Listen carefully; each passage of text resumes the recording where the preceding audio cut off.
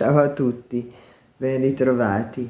Oggi vi parlerò di Fred Vargas. Voglio vedere se riesco a mettervi la curiosità di conoscere questa autrice, nel caso in cui non aveste già letto qualcosa di suo.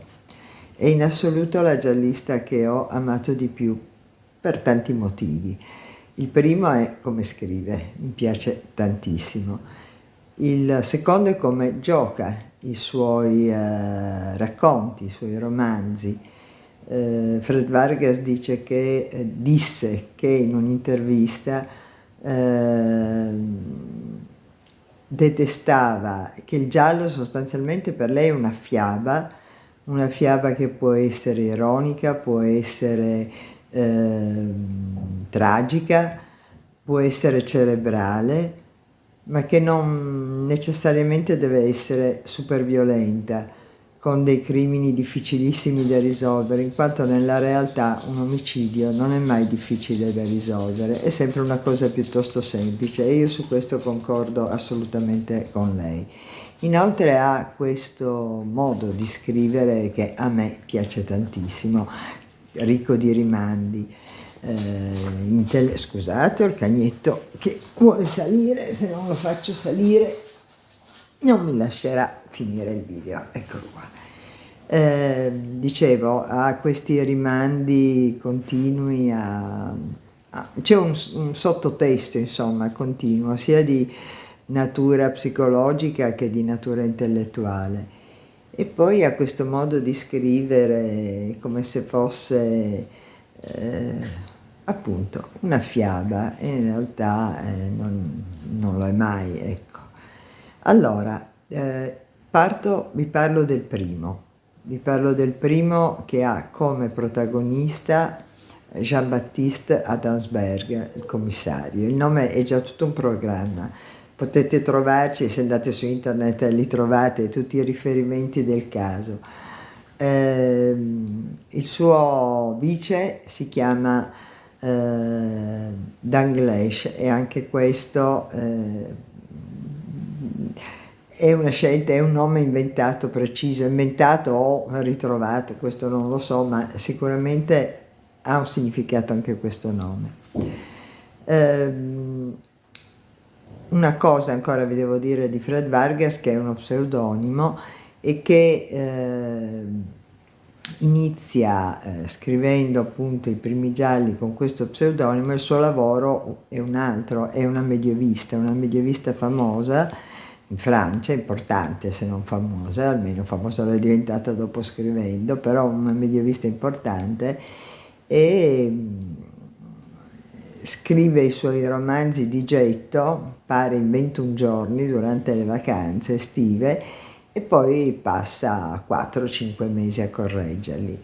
Ultimamente non è più uscito tanto, ha scritto un po' meno perché ha pubblicato praticamente un libro all'anno a partire dal 2005. Sicuramente sono entrati in gioco tanti fattori, da bisogno di un po' di tregua dai suoi personaggi, ha una vicenda personale che io insomma non amo e non condivido, infatti lì mi è un po' caduta, ma come ho sempre detto ai miei allievi, uno deve guardare le opere e non la vita privata dell'autore. A tal proposito, per il momento non vi dico assolutamente niente, anche lì se vi interessa andate a vedere. Veniamo al giallo vero e proprio, che è il primo della serie con Jean-Baptiste Adamsberg. Il giallo è questo, L'uomo dei cerchi azzurri. In Italia sono tutti editi da Einaudi, i suoi romanzi. Direi che parto con una citazione, tanto per farvi capire come scrive questa signora.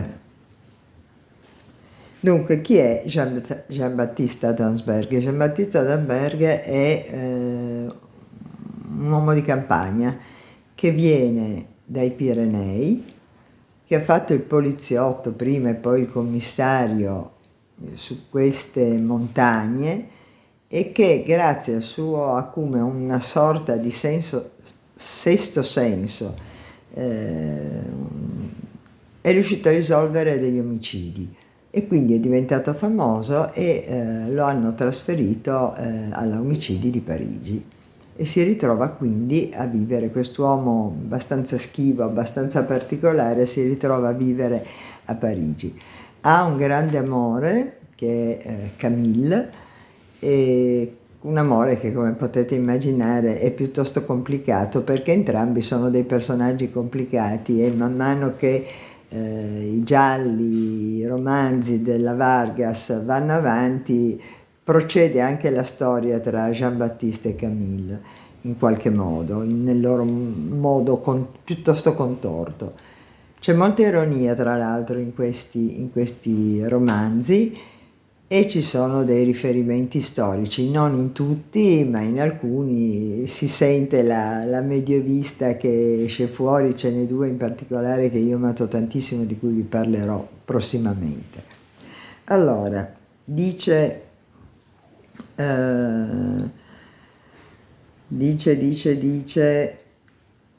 Jean-Baptiste, dunque, soffriva quando viveva nei Pirenei e supplicava un Dio qualunque di concedergli un giorno la sorpresa e non la conoscenza. Ecco, già questa frase io la trovo fulminante. Soffriva perché Jean-Baptiste? Perché appunto grazie a questa sensibilità coglieva molto bene le persone e intuiva in loro quella che secondo lui è la caratteristica che può indurre un uomo o una donna a uccidere, e cioè la crudeltà, perché non basta il dolore, il dispiacere, la rabbia, secondo Jean-Baptiste, serve la crudeltà per uccidere, cioè quel gusto di fare male a qualcun altro. E insomma, non vi dico altro su Jean-Baptiste perché lo scoprirete, anche chiamato noto come lo spallatore di nuvole, una metafora che anche questa io ho trovato bellissima, perché lui va in giro, cammina per Parigi, pensa, la sua squadra, se non lo conosce, quelli della sua squadra che non lo conoscono si irritano per questo atteggiamento poco pragmatico, ma questo suo gran camminare, che gli deriva probabilmente da essere un uomo abituato a vivere in montagna, in villaggi, è quello che lo porta poi a trovare le soluzioni dei casi che deve affrontare. Dice un'altra cosa qui all'inizio del romanzo, che arrivato a Parigi Adamsberg capisce che l'unica città in cui uno come lui avrebbe potuto vivere era Parigi, perché è una città di pietra nel senso di costruita con le pietre, fatta di pietre esattamente come le sue montagne, è una città rocciosa. Certo, c'erano alberi e giardinetti, ma Adamsberg piacevano solo i cespugli rachitici e gli ortaggi sotterranei. Un'altra invece vi parlo un attimino di Danglars.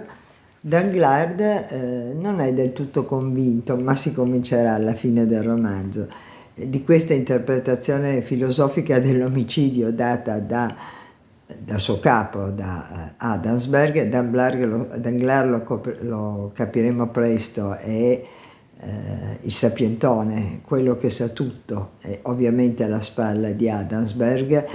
Adamsberg non è particolarmente colto, Adamsberg è intuitivo, Danglars è molto colto e quindi aiuta a risolvere i casi aggiungendo questa sua qualità, ed è anche una figura, mentre Adamsberg è decisamente maschile come personaggio, Danglars è femminile, è una mamma, perché sta crescendo 8 figli,